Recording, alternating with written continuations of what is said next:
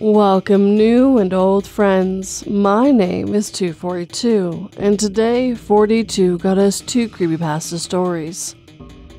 Please remember to like, subscribe, share, and comment. It really helps out a lot. Now we start with a story about a girl who just moves to a new town for college. She finds herself hungry late at night and decides to find some food, but gets a lot more than what she was asking for. Turn off your lights, make sure your doors and windows are locked. Things are about to get spooky. I can't explain it, but they aren't normal. By IndividualMakeChange. Have you ever experienced being in public and some creep or crack person notices you and starts grinning at you? I want you to think about it and remember, how did that make you feel? What is the color of the walls? He asked in his deep, rumbling thunder voice, the pace of which was lowering and the volume softening. His voice was the only familiar thing I had at that moment.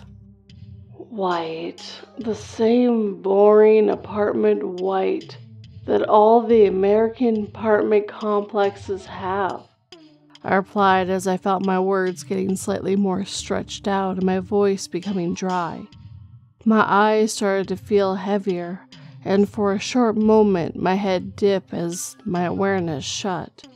I woke up with a jolt a second later. Babe, I'm starting to get really sleepy. I think I'll get some rest and call you tomorrow, I said, trying to sit up so that I didn't fall asleep again. Wow, you aren't the only one feeling sleepy, you know. It's late at night and I'm feeling tired too, but I'm here putting an effort trying to talk to you, he replied from the other end.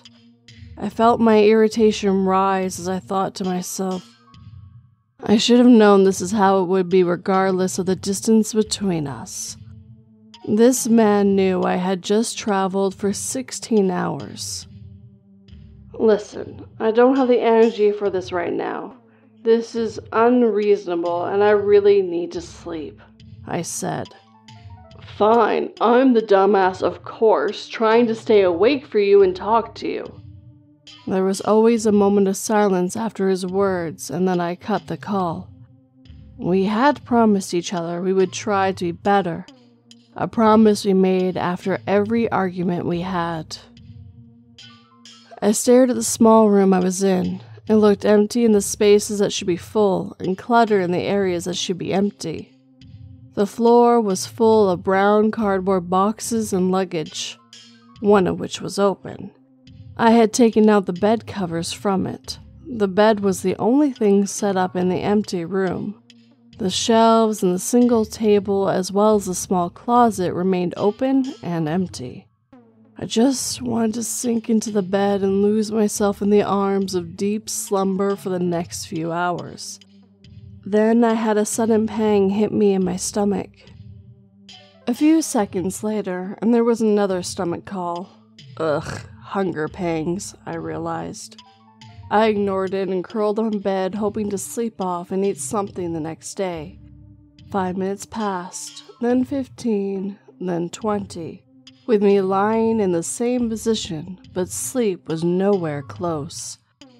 I don't know if it was his words affecting my mood, or the hours of traveling, but my body did a 180 on me, and now I was hungry, thirsty, and unable to sleep. I sat up in bed, an uneasy feeling ran through my body. My thirst made it seem like my throat was a dry well. A hot desert where camels walked with cracked feet from the lack of moisture. Unbalanced, that was what my body and mind felt like. Then a sudden thought entered my head. It was an image flashing in my eyes. A logo bright red in color with yellow bulbs around it, most definitely a Vegas club design ripoff. High Day, the 24-hour supermarket. I saw the sign when I was moving here. It was a grocery store at a very close walkable distance from my new apartment. I looked at my phone, 12:30 a.m. It's kinda late. Actually, is it? It's a college town. Who sleeps that early? And my roommates haven't yet arrived. It's not like I'm disturbing anyone, I thought. But I don't have a car and I don't know shit about this place. Walking out in an unfamiliar place this late could be a bad idea. As I debated in my head whether or not I should head out, my stomach made a loud sound. I looked down on my stomach. Fuck it, I thought, and I got up from my bed. Wearing the first thing I found in my luggage bag and a small white purse that I crossed on my shoulders, I stepped out. The street lights dimly lit the road that was surrounded by forest. In less than 10 minutes, I saw the lit up board and the big building. High day, here I come, I thought. Walking towards the building, I realized there weren't many cars in the parking lot. 3 or 4 cars max. I didn't see anyone outside and I hurried into the building. Right before I entered the automatic door, I had a sudden feeling of being watched and had the urge to look to my right. I saw someone on my right crouched down behind a bin. A person was wearing a black hoodie and dark green shorts. There wasn't any light near that area, so I couldn't see the person's face. However, I am positive the person slowly raised their head and saw me looking at them. It was a 1-second moment, but it instantly changed the pace of my heartbeat. I ran inside the store. The air was chilled inside. The cold made the dryness in my throat feel worse, and I felt the hair on my arms and back raise as a light shiver ran down my spine. The white walls inside seemed large and never-ending. The shelves seemed a little too perfect with their sharp alignment and clean colors. Something felt off about the store.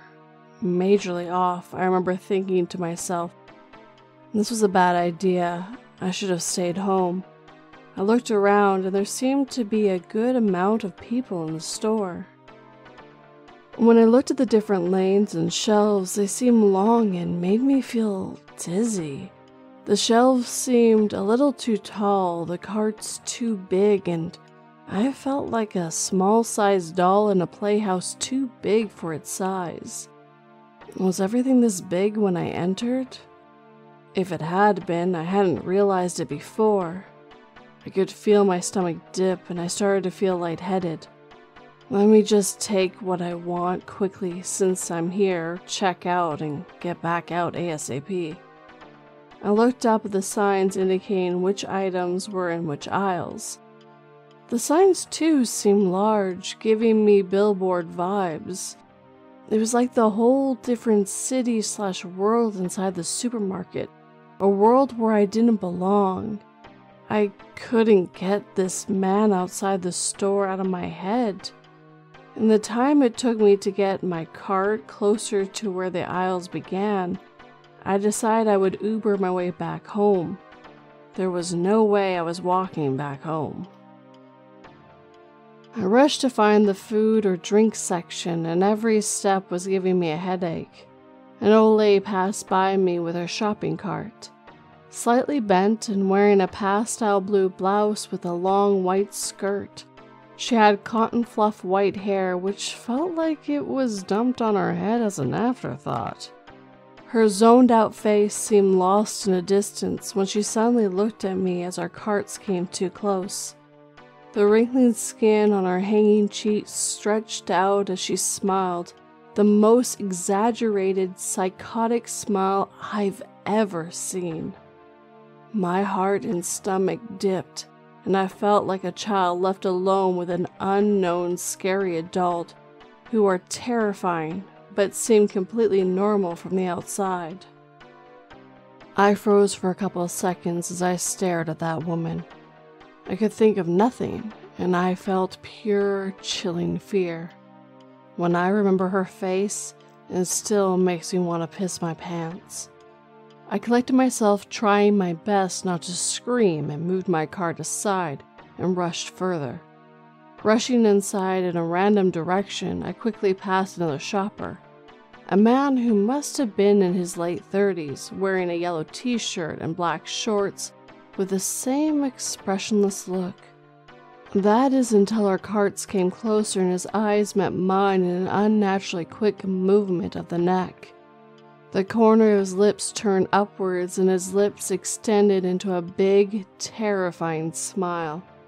I let out a short gasp and I started to feel like I was losing more than my balance.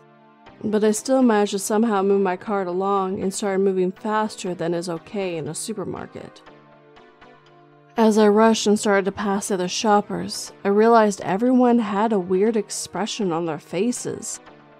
A blank, poker, abnormal, plain face that would turn into a sinister, soulless smile as soon as I made eye contact with them. My feet refused to stop.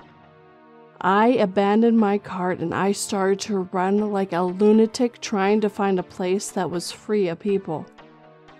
The more I ran, the bigger the place seemed to get, and it felt like the number of people just kept increasing. Those smiles were making me want to throw up. My heart was beating so fast, it felt like it would burst. I was running around the store like a madwoman. Tears started to stream down my cheek as people continued to do the sudden neck turn and smile at me. My head started pounding as loud as my heart and my breath started to get quicker. I started struggling to breathe. I ran to an aisle and faced the products placed on the shelf, refusing to look at anything else apart from the big cereal box in front of me. The bright yellow, perfect rectangle box directly in front of me was as repelling as everything else in the store. However, it was better than looking at the alternative. I looked down at my shoes and took a couple deep breaths, trying to bring back my breathing to function and my heart to slow down. I could hear shopping carts moving behind me. I slowly tried to collect myself and opened my bag to pull my phone out. The first thing I saw was the battery sign which said 2%. Having lost all sense of adult thinking, like a scared child, I went to the only familiar place I knew. My fingers opened the contacts app on my phone and tapped on my boyfriend's number. I could hear the dial tone start to ring. My eyes became blurry with tears filling up my eyes. "Sorry, the caller you are trying to reach is currently unavailable. Please try again later." The ring went all the way through, but he did not pick up the phone. I wiped my tears away. With shaky fingers, I dialed the number one more time. After 3 rings, the call was cut, and a second later, a text popped on my phone. "Don't talk to me." He was still mad from our previous phone conversation, and I knew he wouldn't pick up the phone at that moment. I sobbed uncontrollably, and my fingers quickly exited the contact app and swiped the screen till I reached the online cab app. I opened the app and put in my location, then typed in the location of my new house as the destination address. The app screen confirmed that my driver was 5 minutes away. I was reading the last 4 digits of the cab's number plate when my phone went blank. My phone had died. This was extremely scary for me, but something else happened that made it seem like a joke in comparison. The sounds of the carts moving stopped as suddenly and as abruptly as the dying of my phone. I gathered all my courage to peek behind my feet. I saw the bottom of a cart facing me, and a little to the left was a pair of shiny black formal men's shoes, with another set of wheels belonging to a shopping cart. Even if I wanted to, I couldn't have looked behind me or at anyone in any direction. I had zero courage to do that. I dropped to the floor like a toddler, looking at nothing aside from the floor and the wheels and feet on that floor. I started to move. The cab is still going to be here, I told myself and crawled, dragging myself towards the path I could remember being the correct direction. I kept moving for what felt like an eternity as my tears dropped to the floor. The place was populated with still carts and feet. They were unnaturally still, just like statues. Hours passed, or at least it felt like hours passed. I had no way to tell. I kept dragging my body forward. Finally, I came to a space where the floor felt different. I recognized it as the area from which I originally picked up the cart. That meant I was close to the point of exit. Soon, I reached that automatic door that I had come in from. I moved to the exit and crawled out of the building. After what felt like hours, I finally moved my sore neck up and saw a single car waiting on the road. The black shine was lit up from the front lights of the vehicle. It was easy to spot the car on the road connected to an almost empty parking area, with the same 2 to 3 cars parked as the ones I had saw earlier when going in. The number plate matched that of the cab I had seen on my phone. Something urged me to look to my left, and I saw that same man crouching down. He looked at me, and with speed, he got up and screamed out loud with all of the air in his lungs. And equally fast, he ran towards me. That was all I needed to get up and run for my life. The man continued to scream as he ran behind me, closing the distance between us. My feet hit the dark concrete road with me running to the cab, and I quickly entered, shutting the door behind me, locking it. The driver seemed unfazed by the man outside banging on my window and screaming, because he said my name, confirming if I was the one who booked the cab. I replied in the affirmative, and he started the cab. I asked the driver if he had a charger cable that would fit my phone type, and fortunately he had one that was the right match. The driver had to take a different route back to my house.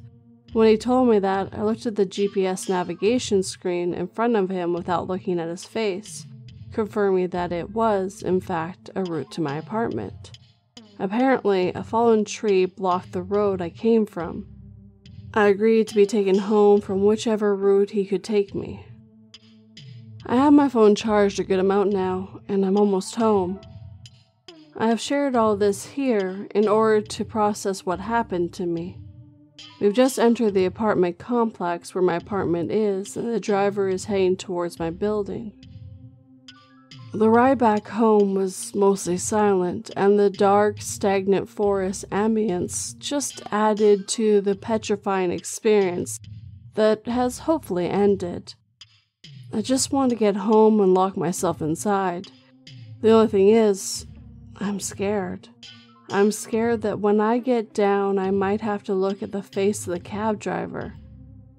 I have a feeling that I cannot explain.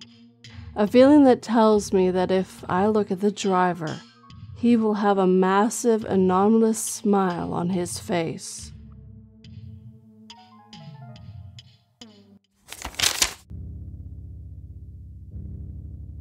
I told my psychologist, Natalie, that I no longer feel obsessed about anyone. Natalie understood because Natalie is very clever, and Natalie knows that I feel the urge to kill only when I'm fixating about someone. So Natalie signed my discharge form. Natalie is very clever.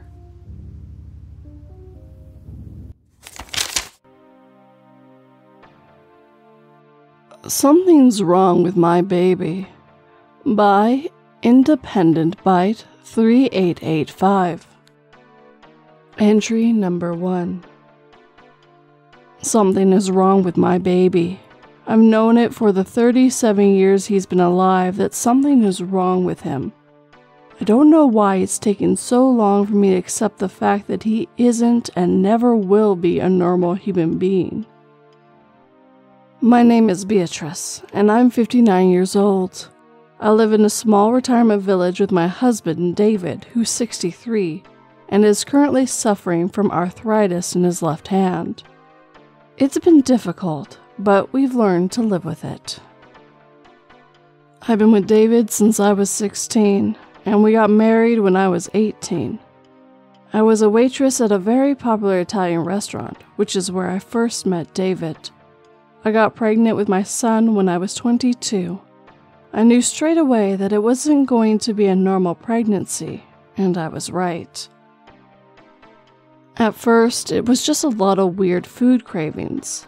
I know food cravings are normal in pregnancy, but I wasn't craving pickles or tuna with ice cream. I was craving human flesh. It got so bad I couldn't even be in the same room as my husband. I went to several doctors as I was so concerned for myself and the safety of David and the baby. Eventually, the cravings went away, and it moved into an abnormal amount of kicking and bleeding. I bled so much I was forced to give birth a month early. My son, who I named Nathan after my late grandfather, was in the ICU for weeks. I fell in love with a beautiful bundle of joy the moment I heard his cries. David was over the moon, and we both loved Nathan with all our hearts. He never cried, which we bragged about at first. We eventually got a bit concerned about it and took him to a doctor. I can't remember exactly what the doctor said. I also found that when he was being fed, he tended to bite the end of the bottle really aggressively, as if trying to rip the bottle open. When he was a month old, he'd cry and cry all night. I tried to feed him, play with him, and even change his diaper, even if there wasn't anything in the previous diaper. David and I stayed up for hours rocking him. Nothing would work. He'd cry and cry until the clock hit exactly 3 a.m. That's when the suspicions started. Entry number 2. I never saw Nathan crawling as he got into his toddler stages. He'd be playing with his toys one moment, and then I'd blink and he'd be staring at the window of the neighbor's house. It was like he was teleporting everywhere. I never knew how much denial I was in until now. I loved Nathan so much that I refused to believe something was wrong with him. David had sat me down and tried to convince me to take him to a psychologist or any type of professional, but every time I refused. David, this is our son, whether we like it or not, is what I'd always say to him. Oh, how blind I had been. When he first grew teeth, he couldn't wait to start biting people. I even had to go to the ER after he had bit my arm so hard he drew blood. The bite had almost gotten infected, and it would have ended up with me having a nasty skin infection if I hadn't gone to the ER in time. When I had to return to work, I was originally going to give him to my sister to take care of, but I couldn't do that. I was too afraid. My family, especially my mother, are rather judgy. They have an obsession with keeping up their perfect reputation. If they saw what my son was capable of, they would have been mortified. So, I hesitantly signed him up for a childcare program. That didn't last long. He was only there for 15 minutes until he bit another baby for trying to take the toy he was playing with. The baby, who I learned was named Emma, had burst into tears. Her mother was not happy at all, and I understood. In the end, my sister had to take care of him. It was the worst day of my life. Nathan had bitten my sister's dog. The poor pup had gotten a nasty infection and later on passed away. My sister was furious. She phoned me at 12 a.m. She was hysterical, yelling and cursing me out. She said my son was evil and needed to be destroyed before harming anyone else. I got angry at her and told her to shut up because my son was just a baby and didn't know any better. Of course, she told our mother. I was pretty much kicked out of the family. I was distraught. My husband was able to calm me down. When Nathan started school, he was even worse. He was expelled from 3 schools for being horrible to other kids. Little Georgia, he tied her to a pole and threw rocks at her head. She ended up needing 27 stitches in her temple. Daniel, who was curb stomped, the poor thing lost all of their teeth and needed false ones. He was picked on for years to come. George, who was locked in the janitor's closet, he ended up soiling himself. Poor thing. Then there was little Jonathan. Oh God, this destroyed me. Nathan had pushed Jonathan in front of a moving bus. The poor boy had been run over and had to be hospitalized. That's when I knew there was something really wrong with my son. I took him to specialist after specialist, but none of them could figure out what was wrong with Nathan. I started to blame myself, wondering how I could make a child so damn evil, so horrible, so mad. My sister was right. I should have gotten rid of him when I had the chance. Entry number 3. Hey everyone, my name is David. You might know me as Beatrice's husband. Unfortunately, I have some bad news. Beatrice passed away last night in her sleep. She had been suffering from dementia recently. It had gotten pretty bad. I'm going to miss her, but I'm glad she passed away peacefully. Ever since our son died during childbirth 37 years ago, she hasn't been the same. Somehow she convinced herself that our son is alive and well, but that he's a little demon. I don't know where it came from or how it started, but something about our son's death really changed her. She wasn't the same Beatrice I fell in love with. I will always remember her, as well as the rest of the family. Rest in peace, Beatrice Roselle Button, November 5th, 1964 to July 5th, 2023.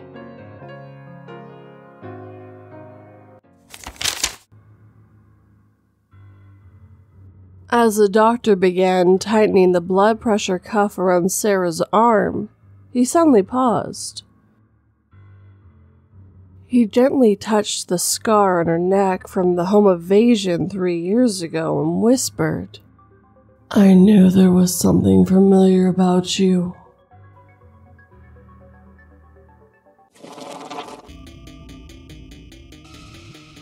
And with that, my friends, our time together is coming to an end. As always, I would like to thank the writers who let me read their stories.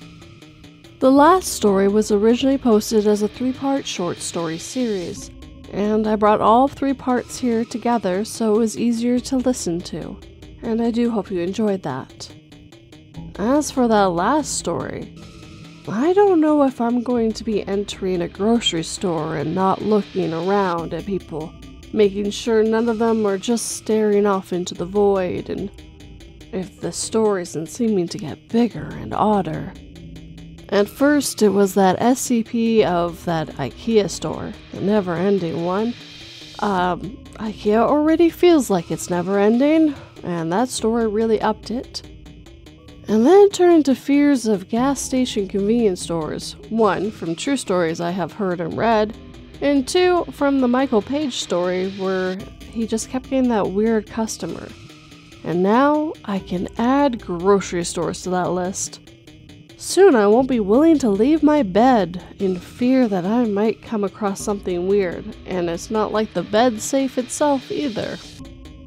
So let's see how many fears I can find in the future for me and maybe even you. Now, if you enjoyed this video, hit that like button and make sure it feels it. If you're new, please subscribe and turn that pretty little bell to all notifications. I would also love if you would share this video or channel with anyone who might enjoy it. Last but never least, please leave me a comment. And make sure you use the word automatic doors in the comment so I know you got this far. I also like to thank my patrons and YouTube members. Everyone on the screen right now has helped me keep those lovely lights on. Thank you guys. And thank you to everyone who listens and watches these stories. It really means a lot to me, guys. Sleep tight and don't let 42 bite.